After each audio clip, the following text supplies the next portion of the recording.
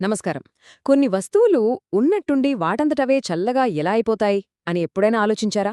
కొన్ని chemical reactions వేడిని గ్రహించి చల్లదనాన్ని ఎలా క్రియేట్ చేస్తాయో ఆ సైన్స్ ఏంటో ఈరోజు మనం చూసేద్దాం.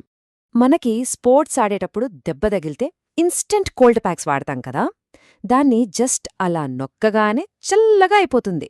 అసలు ఫ్రిడ్జ్లో పెట్టకుండా ఫ్రీజర్ అవసరం లేకుండా ఇది ఎలా సాధ్యం? ఈ మ్యాజిక్ వెనుక ఉన్న సైన్స్ ఏంటో తెలుసుకుందానా? సైన్స్లో ఈ మ్యాజిక్కి ఒక పేరుంది. అదే ఎండోథర్మిక్ రియాక్షన్. ఈ పదం వినడానికి కొంచెం టెక్నికల్గా అనిపించొచ్చు, కానీ దీని వెనుకున్న సైన్స్ చాలా సింపుల్, ఇంకా చెప్పాలంటే చాలా ఇంట్రెస్టింగ్గా ఉంటుంది. సరే, అసలు విషయాల్లోకొస్తే ఏంటి ఎండోథర్మిక్ రియాక్షన్ అంటే? ఇది ఒక రకమైన కెమికల్ రియాక్షన్ అన్నమాట. ఇది వేడిని పుట్టించదు. దానికి బదులుగా తన చుట్టూ ఉన్న పరిసరాల నుంచి వేడిని ఎనర్జీ రూపంలో లోపలికి లాక్కుంటుంది. సింపుల్గా చెప్పాలంటే ఇది వేడిని తినేస్తుంది. ఈ పదాన్ని మనం కాస్త విడదీసి చూస్తే ఇంకా ఈజీగా అర్థమైపోతుంది. గ్రీకులో ఎండో అంటే లోపల మరియు థర్మిక్ అంటే వేడి. సో వేడి లోపలికి వెళ్తుంది, అంతే సింపుల్. మరి చుట్టూ ఉన్న వేడంతా లోపలికి లాగేసుకుంటే ఏమవుతుంది? చాలా సింపుల్. ఆ రియాక్షన్ చుట్టూ ఉన్న గాలి కాని ఆ కంటైనర్ కాని తమ వేడిని కోల్పోతాయి. దాని ఫలితంగా అవి చల్లగా మారిపోతాయి.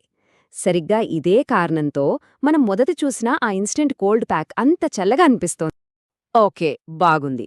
కానీ అసలు ఈ రియాక్షన్స్ వేడిని ఎందుకు గ్రహిస్తాయి, ఎనర్జీని ఎందుకు లాక్కుంటాయి? దీన్ని అర్థం చేసుకోవాలంటే మనం ఎనర్జీ హిల్ అనే ఒక కాన్సెప్ట్ గురించి తెలుసుకోవాలి. ఏ కెమికల్ రియాక్షన్ తీసుకున్నా సరే అందులో రెండు బేసిక్ రూల్స్ ఉంటాయన్నమాట. మొదటిది, అణువుల మధ్య ఉన్న పాత బాండ్స్ని బ్రేక్ చేయడానికి ఎనర్జీ కావాలి. రెండవది, కొత్త బాండ్స్ ఏర్పడినప్పుడు ఎనర్జీ రిలీజ్ అవుతుంది. ఇది బాగా గుర్తుంచుకోండి. ఇక్కడే ఉంది అసలు పాయింట్ అంతా. ఎండోథర్మిక్ రియాక్షన్స్లో పాత బాండ్స్ను బ్రేక్ చేయడానికి చాలా ఎక్కువ ఎనర్జీ అవసరమవుతుంది. కానీ కొత్త బాండ్స్ ఏర్పడినప్పుడు రిలీజ్ అయ్యే ఎనర్జీ మాత్రం చాలా తక్కువ. ఇప్పుడీ ఎనర్జీ గ్యాప్ను ఫిల్ చేయడానికి ఆ రియాక్షన్ తన చుట్టూ ఉన్న పరిసరాల నుంచి వేడిని లాగేసుకుంటుంది. దీన్ని మనం ఒక కొండ ఎక్కడంతో పోల్చుకోవచ్చు. ఊహించుకోండి, రియాక్షన్ మొదలయ్యే పదార్థాలు అంటే రియాక్టెంట్స్ కొండ కింద తక్కువ ఎనర్జీతో ఉంటాయి. బాండ్స్ బ్రేక్ చేయడానికి అవి బయటనుంచి ఎనర్జీని తీసుకుని కొండ పైకెక్కుతాయి. ఫైనల్గా ఏర్పడిన కొత్త పదార్థాలు అంటే ప్రాడక్ట్స్ అవి కొండ పైన ఎక్కువ ఎనర్జీ లెవెల్స్లో ఉంటాయి. సో మొత్తానికి మనం ఈ ఎనర్జీ హిల్ నుంచి నేర్చుకోవాల్సిన ముఖ్యమైన విషయం ఏంటంటే, రియాక్షన్ పూర్తయ్యాక కొత్తగా ఏర్పడిన ప్రాడక్ట్స్ స్టార్టింగ్లో ఉన్న రియాక్టెంట్స్ కంటే ఎక్కువ ఎనర్జీని కలిగి ఉంటాయి. అంటే ఆ రియాక్షన్ బయటనుంచి ఎనర్జీని గ్రహించి తనలోనే స్టోర్ చేసుకుందనమాట.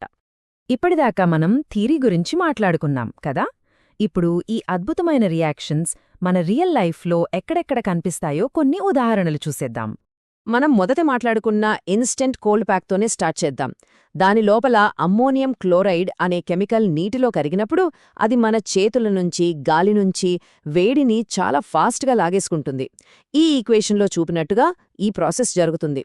అందుకే టెంపరేచర్ ఒక్కసారిగా పడిపోయి ఆ ప్యాక్ ఐస్ లాగా కూలైపోతుంది. ఇప్పుడు మనం చూడబోయే ఉదాహరణ లేకపోతే బహుశా ఈ భూమ్మీద జీవమే ఉండేది కాదు. అవును, అంత ముఖ్యమైన రియాక్షన్ అది. ఇది భూమి మీద జరిగే అత్యంత ఇంపార్టెంట్ ఎండోథర్మిక్ రియాక్షన్. అదేనండి, మనందరికీ తెలిసిన ఫోటోసింథెసిస్. మొక్కలు సూర్యున్నుంచి లైట్ రూపంలో ఎనర్జీని తీసుకుని గాలిలోని కార్బన్ డయాక్సైడ్ నీటిని గ్లూకోజ్గా అంటే వాటి ఫుడ్గా మార్చుకుంటాయి. ఇక్కడ సూర్యరశ్మి ఆ ఎనర్జీ ఇన్పుట్. ఈ రియాక్షన్ వల్లే మొక్కలు పెరగడమే కాదు, భూమి మీదున్న జీవరాశులన్నింటికీ ఎనర్జీ అందుతుంది. ఇక మూడో ఉదాహరణ ఇండస్ట్రీస్కి సంబంధించింది. దీన్నే థర్మల్ డీకంపోజిషన్ అంటారు. అంటే వేడిని ఉపయోగించి పదార్థాలను విడగొట్టడం. ఫర్ ఎగ్జాంపుల్, మనం ఇళ్లు కట్టడానికి వాడే సిమెంట్ తయారీలో సున్నపురాయిని విపరీతంగా వేడి చేస్తారు. ఆ వేడిని గ్రహించి అది సున్నం మరియు కార్బన్ డయాక్సైడ్గా విడిపోతుందన్నమాట. చూశారు కదా, జస్ట్ ఒక కోల్డ్ ప్యాక్ అనుకున్నాం. కానీ అక్కడ్నుంచి మన గ్రహం మీద జీవం దాకా ఈ ఎండోథర్మిక్ రియాక్షన్స్ మన జీవితంలో ఎంత కీలకమో అర్థమవుతోంది కదా. అసలు వాటి ప్రాముఖ్యత ఏంటో ఇంకాస్త చూద్దాం.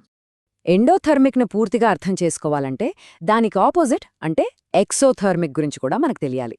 ఎక్సో అంటే బయట, సో ఎండోథర్మిక్ వేడిని లోపలికి లాక్కుంటే ఎక్సోథర్మిక్ వేడిని బయటకు పంపిస్తుంది. ఉదాహరణకు ఒక కొవ్వొత్తి వెలగడం, అది వేడిని, వెలుతుర్ని రిలీజ్ చేస్తుంది. రెండింటి మధ్య తేడా చాలా క్లియర్గా ఉంది కదా. సో ఫైనల్గా మనం గుర్తుపెట్టుకోవాల్సిన విషయం ఏంటంటే, ఎండోథర్మిక్ రియాక్షన్స్ కేవలం కోల్డ్ ప్యాక్స్ కోసం మాత్రమే కాదు. ఇవి కెమికల్ బాండ్స్లో ఎనర్జీని స్టోర్ చేస్తాయి, మొక్కలు పెరగడానికి కారణమవుతాయి, అన్నింటికన్నా ముఖ్యంగా ఫోటోసింథసిస్ రూపంలో భూమిపై జీవానికే పునాది వేస్తాయి. చివరగా ఒక్కసారి ఇలా ఆలోచించండి.